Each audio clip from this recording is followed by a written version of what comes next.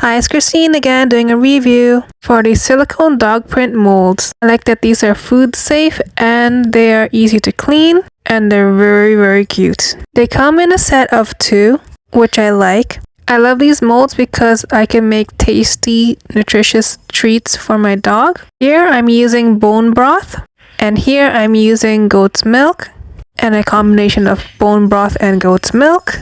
You could really put anything you want. You can even make little yogurt fruit smoothies like these ones that I'm also making. This is a mixture of plain yogurt and pureed fruits. And once you're done filling in each cavity, you could just stick them in the freezer.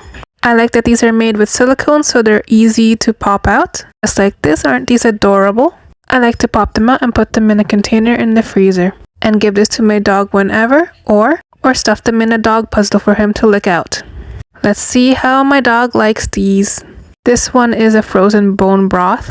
Aw, such a good boy, taking them gently. I would definitely recommend these silicone molds for making healthy treats.